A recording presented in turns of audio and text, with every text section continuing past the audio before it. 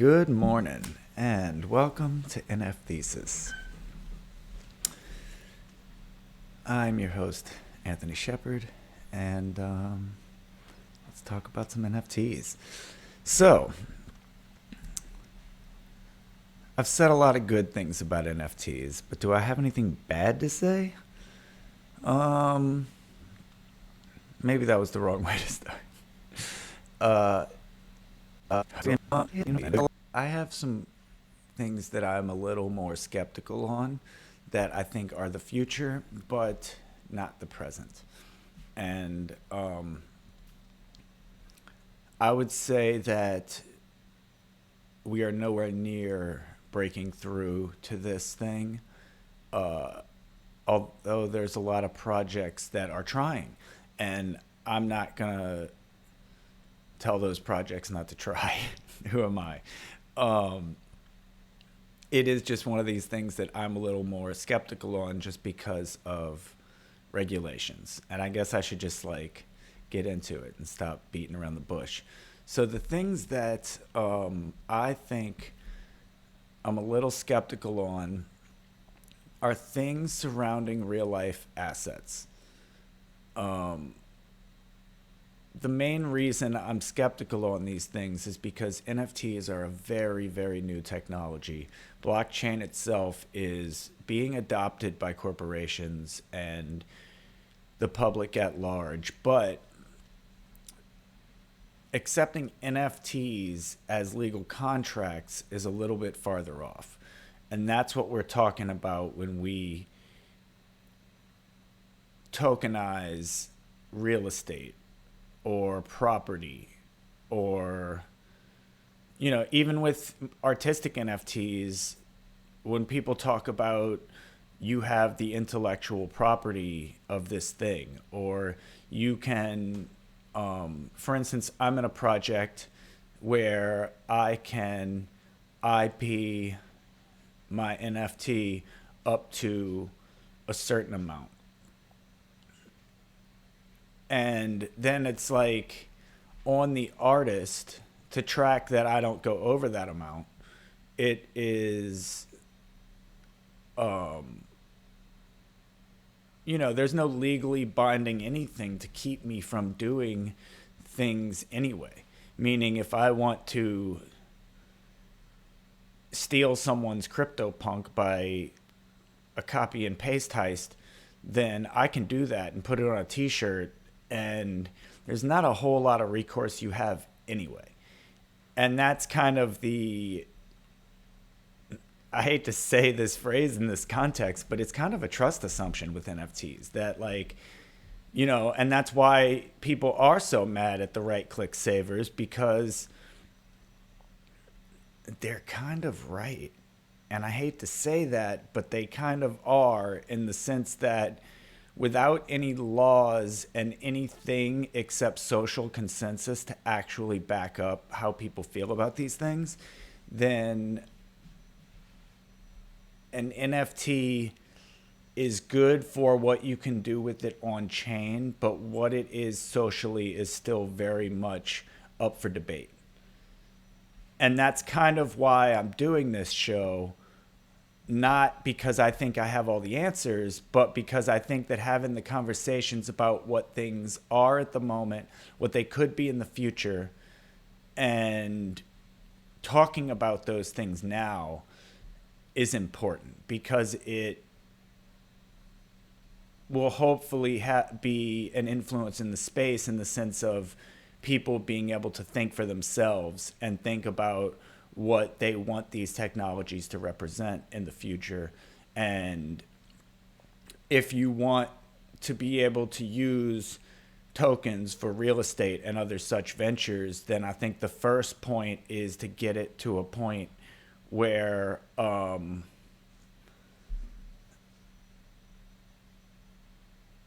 people respect intellectual property even. And I mean, I guess it's easier with real estate, because once you have a mortgage and you have things to for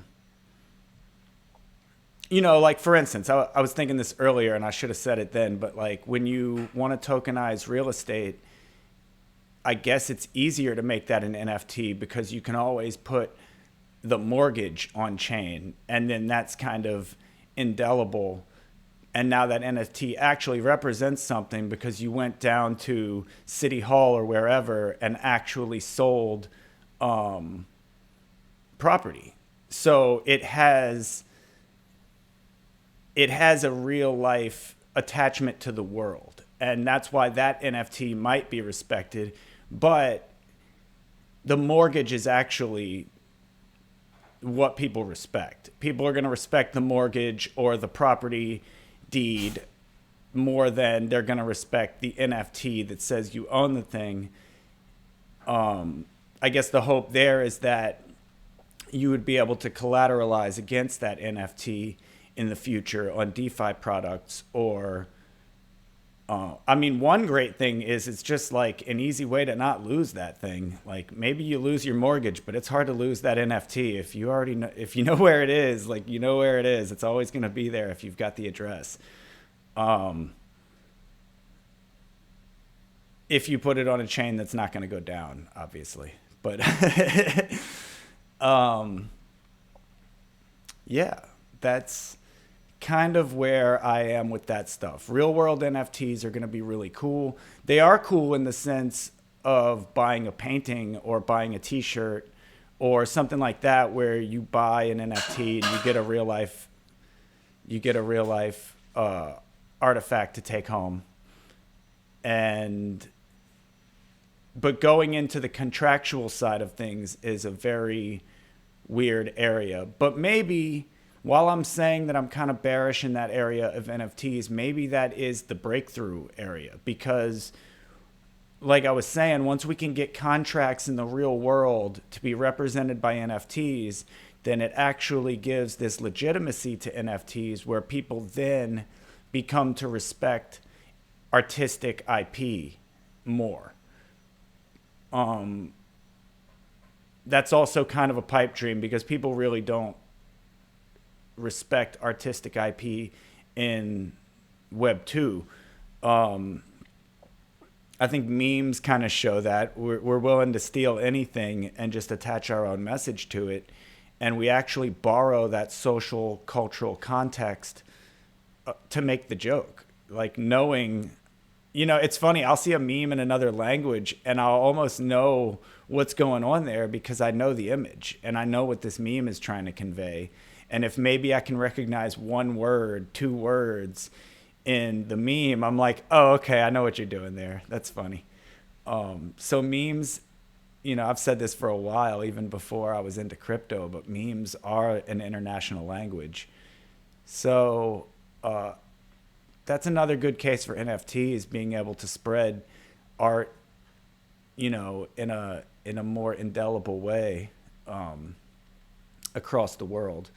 So, yeah, I was thinking like I do sometimes obviously when I'm talking about things, I have specific NFT projects in mind,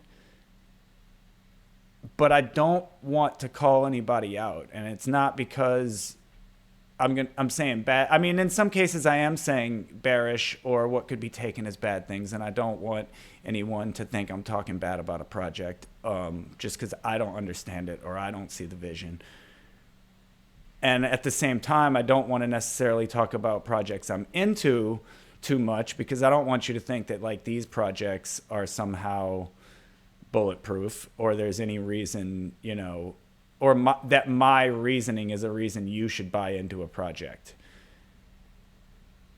If I would do it, meaning that I guess I am here telling you my ideas, I guess kind of hoping that you'll like them or be influenced by them in some way. But I'm not doing that to tell you what to buy, but more like how can we think about these things in a way that provides value to yourself, the artist, the community, and not just, hey, these are the NFTs you should buy to get rich. Because I don't know what NFTs you need to buy to get rich. If I did, I don't know. I probably wouldn't be here.